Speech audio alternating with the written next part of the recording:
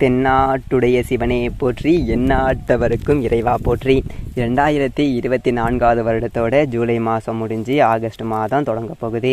அதாவது இந்த ஆகஸ்ட் மாதம் அப்படிங்கிறது குரோதி வருடம் ஆடி மாதம் 16ஆம் தேதி வியாழக்கிழமை துவாதிச திதியில் பிரதோஷத்தை அன்னைக்கு பிறக்குது. ரொம்ப அற்புதமான ஒரு நேரத்தில் இந்த ஆகஸ்ட் மாதம் அப்படிங்கிறது பிறக்குது. ஆகஸ்ட் மாதம் 4ஆம் தேதி ஆடி அமாவாசை, முன்னோர்களுக்கு தர்ப்பணம் செய்வதற்கு அற்புதமான ஒரு தினமுங்க.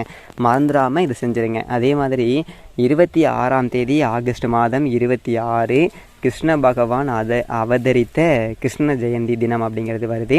19ஆம் தேதி அன்னைக்கு பௌர்ணமி வருது. அன்னைக்கு தான் ஆவணி அவிட்டம் அப்படிங்கிற ஒரு நல்லதொரு நாள் அப்படிங்கிறதும் வருது.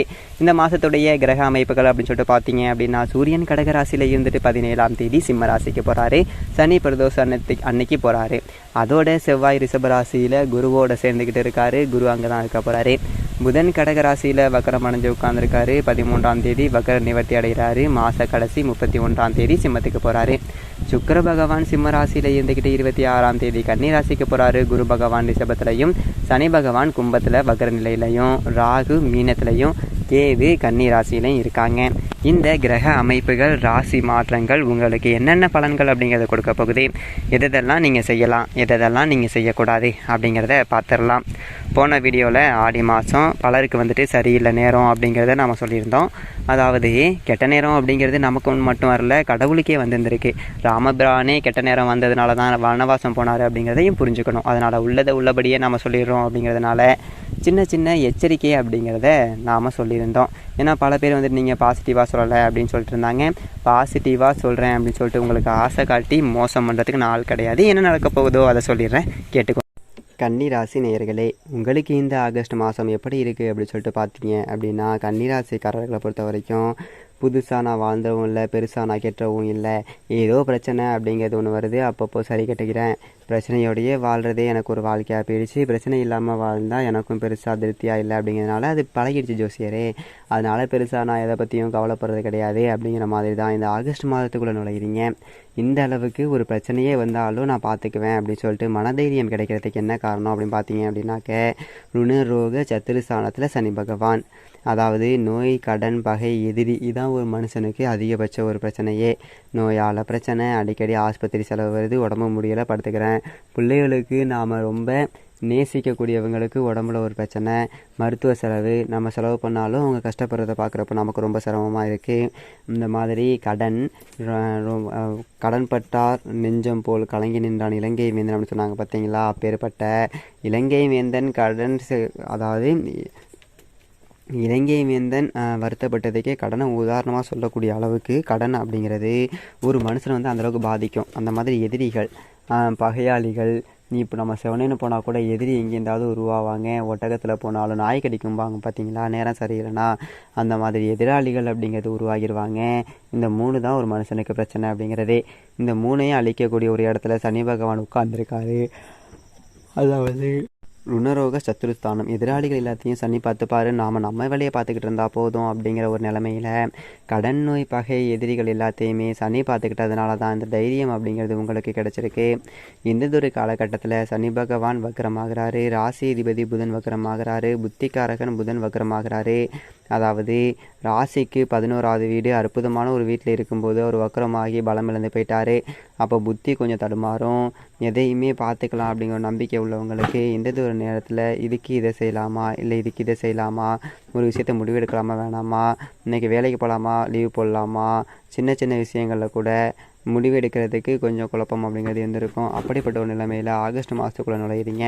இந்த ஆகஸ்ட் மாதம் எப்படி இருக்குது, அதாவது இந்த ராசி அதிபதி வக்கரம் அடைகிறார் அப்படின்னா உடல் ஆரோக்கியத்தில் பிரச்சனை இருந்திருக்கும். கடைசி நேரத்தில் வந்த வாய்ப்பெல்லாம் தட்டிட்டு போயிருந்திருக்கும். கவலைப்பட வேண்டியதில்லை. ஏன்னா 13ஆம் தேதி வக்ர நிவர்த்தியாகி பலம் அடைகிறாரு. ராசிக்கு அதிபதியான புத்திகாரகன் புதன்.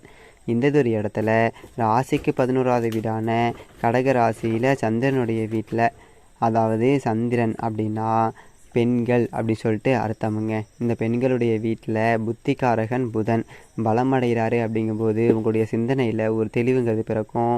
அதாவது சாதாரணமாக பார்த்தீங்க அப்படின்னா வீட்டில் முக்கியமான பிரச்சனைனா வீட்டில் வயசானம்மா ஒன்று இருக்கும், இப்போ அதை செய்யாதப்பா அப்படிங்கும். அதை நம்ம மீறி செஞ்சோம் அப்படின்னா நமக்கு பாதிப்பு தான் வரும். தாராளமாக செய்யலாம் அப்படின்னா அதை கொஞ்சம் துண்டி செஞ்சிடலாம். அதை நாம் ஏதோ இழுத்துக்கோ பிடிச்சிக்கோ செஞ்சால் கூட அதில் 10 ரூபா லாபம் கிடைக்கிறதுக்கும் அப்படிப்பட்ட ஒரு சிந்தனைகளில் தெளிவு கொடுக்கக்கூடிய ஒரு இடத்துல புதன் இருக்கார். அப்படிங்கிறதுனால உங்களுடைய வாழ்க்கையோட முக்கியமான ஒரு முடிவுகள் எல்லாத்தையுமே இந்த ஒரு காலகட்டத்தில் நீங்கள் எடுக்கலாம். 13ஆம் தேதிக்கு பிறகு நீங்கள் 6 பேர் கூட இல்லை, ஒரு 10 பேர்கிட்ட இல்லை, 100 பேர்கிட்ட கூட ஆலோசனை கேட்கலாம். ஆனால் முடிவு நீங்கள் எடுத்தீங்கன்னா ரொம்ப சிறப்பாக இருக்கும். அந்த மாதிரி சுற்று வட்டத்தில் நண்பர்கள் உறவுகள் கூட உங்ககிட்ட ஒரு ஆலோசனை கேட்பாங்க. அந்தளவுக்கு உங்களுக்கு மதிப்பு மரியாதை செல்வாக்கும் அதிகமாகும். ராசிக்கு 6வது வீட்டில் சனி பகவான் வக்கரம் அடைஞ்சிருக்காரு. கெட்டவன் கெட்டிடில் கிட்டிடும் ராஜயோகம்னு சொல்லுவோம். அது நல்லது தான். ஆனால் 5வது வீட்டுக்கும் சனி தான் அதிபதி இல்லைங்களா? கொஞ்சம் பிள்ளைகளால் பிரச்சனை கொடுப்பாரு. பிள்ளைகளை மட்டும் கொஞ்சம் கட்டுப்பாட்டில் வச்சு வளர்த்துக்கணும். அப்புறம் படிக்கிற புள்ள ஒழுங்காக பள்ளிக்கூடத்துக்கு போகிறானா, இல்லை எங்கேயாவது ஊர் சுற்றுறானா, ஒரு கல்லூரிக்கு கல்லூரிக்கு போகிறப்பல ஒழுங்காக போயிட்டு வீடு சேருதா அப்படிங்கிறத கொஞ்சம் கண்காணிக்கணும். பிள்ளைகளோட கல்வி எப்படி இருக்குது, அப்பப்போ போயிட்டு ஆசிரியர்களை பார்த்து கலந்துரையாடணும். மற்றபடி அவங்களுக்கு பெருசாக கண்டிக்க வேண்டியதில்லை. இழுத்து பிடிச்சி தான் ஓட்டணும். நேரம் சரியில்லை அப்படிங்கும்போது நம்ம கொஞ்சம் இழுத்து விரட்டிக்கிட்டு ஒரு 10 காசுக்கு பிரயோஜனம் இல்லை அப்படிங்கிறதுனால கொஞ்சம் பிள்ளைகளில் அவங்க போக்கிலே விட்டு பிடிங்க. பொழப்புகளப்போ எப்படி இருக்குது ஜோசியரை அப்படின்னு சொல்லி கேட்டிங்க அப்படின்னா அது பெருசாக நீங்கள் யோசிக்க வேண்டியதில்லை. ராசிக்கு 9வது இடத்துல குரு பகவான் இருக்கார். குரு பார்வை ராசியில் இருக்குது. குரு பார்க்க கோடி நன்மை அப்படிங்கிறத மறந்துட வேண்டியதில்லை. அதோட செவ்வாயும் அவரோட கூடியிருக்காரு. குருமங்கள யோகம் அப்படிங்கிற ஒரு யோகத்தை ராசிக்கு பாக்கிய ஸ்தானத்தில் கொடுக்குறாரு. அப்படிங்கிறதுனால அதாவது வீடு கட்டலாம், கட்டின வீட்டை பழுது பார்க்கலாம், தாத்தா வழி அப்பா வழி சொத்து ஏதாவது இருந்துச்சுன்னா அதை பிரிச்சுக்கலாம். சொத்தில் ஏதாவது கேஸ் இருந்துச்சு அப்படின்னா கூட அது எல்லாத்தையுமே சரியாகி இப்போ சொத்து உங்கள் கைக்கு கிடைக்கக்கூடிய ஒரு வாய்ப்பு அப்படிங்கிறது இருக்குது. இந்த மாதிரி பலவிதமான நன்மைகள் அப்படிங்கிறது இந்த ஒரு மாதத்தில் உங்களுக்கு நடக்கும். நமக்கே ஆச்சரியமாக இருக்கும். என்னடா அது நமக்கு இவ்வளோ நல்லது நடக்காதே அப்படிங்கிற மாதிரி நம்மளே ஆச்சரியப்படுவோம். சில பேருக்கு பயமாகவும் இருக்கும். என்னடா நம்ம வாழ்க்கையில் திடீர்னு இவ்வளோ நல்லது நடந்தது அப்படின்னா தப்பாச்சே, திடீர்னு ஏதாவது கெட்டது நடக்குமா அப்படின்னு கூட கொஞ்சம் பயத்தை கொடுக்கும். அவ்வளோ நன்மைகள் அப்படிங்கிறது நடக்கும். குரு பார்வை அப்படிங்கிறது உங்களுடைய ராசிக்கும் பதியுது, 3வது வீட்லேயும் பதியுது, 5வது வீட்லேயும் பதியுது. ரொம்ப அற்புதமான ஒரு நிலை. 3ல் பதியக்கூடிய குரு பார்வையால் சகோதர ஒற்றுமை அப்படிங்கிறது பலமாகும். பூர்வீக சொத்தை பாகம் பிரிச்சுக்கலாம். 5ல் பதிகிற சனி குருவோட பார்வையால் 5ல் பதிகிற குருவோட பார்வையால் பிள்ளைகளுக்கு பிரச்சனை அப்படிங்கிறது இருந்தாலும் கூட இந்த 5ஆம் இடமான அந்த மகர ராசிக்கே அதிபதியான சனி பலம் இழந்திருக்காரு. அப்படிங்கும்போது பிள்ளைகளால் பிரச்சனை வரும்னு சொன்னோம் பார்த்தீங்களா? குரு பார்வை அந்த ஒரு இடத்துல விழுகிறதுனால அது புனிதப்பட்டு போகுது. அதனால் பிள்ளைகளால் பெரிய அளவில் பிரச்சனை வராமல் சின்ன சின்ன பிரச்சனைகள் வரும். அது மட்டும் இல்லாமல் சிம்ம ராசியில் சுக்கிரன் இருக்கார். அதாவது ராசிக்கு விரயஸ்தானத்தில். கொஞ்சம் ஆடு மாடு கோழி எல்லாம் குறைச்சிக்கிறது அப்படிங்கிறது நல்லது. பட்டியில் கொஞ்சம் கால்நடை வளர்க்குறேன், ஆடு வச்சுருக்கேன், மாடு வச்சுக்கிறேன் அப்படின்னா கொஞ்சம் குறைச்சிக்கோங்க எண்ணிக்கையில். திடீர்னு ஒரு நோய் வரும், இல்லை ஆடு மாடு அடுத்த வீட்டுக்குள்ளையில் போயிட்டு மேய்ஞ்சி பயிரை காலி பண்ணிவிட்டு அதால் சண்டை சச்சரவுகளை கொண்டாந்து விடும். கொஞ்சம் கால்நடைகளை வச்சுருந்தீங்க அப்படின்னா கட்டுப்பாட்டில் வச்சுக்கோங்க. எண்ணிக்கைகளை கூட குறைச்சிக்கலாம். கொஞ்சம் குடும்ப சுமை அப்படிங்கிறது கூடும். விரயத்தில் சுக்கிரன் இருக்கிறதுனால கொஞ்சம் பொது வாழ்க்கையில் இருக்கிறவங்களுக்கும் பார்த்தீங்க அப்படின்னா கொஞ்சம் சின்ன சின்ன தடுமாற்றம் அப்படிங்கிறது இருக்க தான் செய்யும். ஸோ சுக்கிரன் போயிட்டு விரயத்தில் உட்காந்துருக்கு. கொஞ்சம் நமக்கு சேட்டையை கொடுப்பாரு. 26ஆம் தேதி வரைக்கும் அவர் அங்கே தான் இருக்கார். அப்படிங்கிறதுனால அரசியல் கட்சியில் இருக்கிறவங்க அந்த பொது வெளியில் எழுதுறது, மேடைகளில் பேசும்போதெல்லாம் கொஞ்சம் கவனமாக இருந்துக்கணும். அந்த மாதிரி கலைத்துறையில் இருப்பவர்களுக்கு பெரிய வாய்ப்பு வருதுன்னு சொல்லிட்டு சின்ன வாய்ப்புகள்லாம் விட்டு கொடுத்துடாதீங்க. அப்புறம் அதுவும் வராமல் உள்ளதும் போச்சுடா நொல்ல கண்ணா அப்படிங்கிற மாதிரி ஆகி போகும். அதனால் நாளைக்கு கிடைக்கக்கூடிய பலாக்காயை விட இன்றைக்கி கிடைக்கக்கூடிய கலாக்காய் எவ்வளோ நல்லது, அது உணர்ந்து நடந்துக்கோங்க. வரக்கூடிய வாய்ப்புகளை பயன்படுத்திக்கோங்க. மற்றபடி பெரிய அளவில் பாதிப்பு அப்படின்லாம் எதுவும் கிடையாது. நீங்கள் எதை பற்றியும் கவலைப்பட வேண்டியதில்லை. மகரத்திலே இருந்தாலும் சனி 4ல் இருக்கார். அதனால் எதிரி கடன் நோயை பற்றி நீங்கள் பயப்பட வேண்டியதில்லை. சாதாரணமாக காய்ச்சல் ஜுரம் சளி இந்த மாதிரியான பிரச்சனை வரும். அது ஒன்றும் பெரிய விஷயம் இல்லை. ஒரு பெரிய மருத்துவ செலவு அப்படிங்கிற அளவுக்குலாம் போகாது. ஏதோ ஒரு 500-300 சரியாகி போகும். அதனால் இந்த ஆகஸ்ட் மாதம் அப்படிங்கிறது புது முயற்சிகள் எடுக்கிறத தாராளமாக நீங்கள் பயன்படுத்திக்கலாம். வேலைக்கு போகிறேன், வேறு ஆஃபீஸ்க்கு மாறலான்னு இருக்கேன், தொழில் செய்கிறேன், தொழில் இன்னொரு 10 ரூபா முதலீடு செய்யலான்னு இருக்கேன், இந்த மாதிரியான ஒரு முயற்சிகளை நீங்கள் தாராளமாக எடுக்கலாம். எல்லாத்துலேயுமே வெற்றி அப்படிங்கிறது உங்களுக்கு கிடைக்கும்.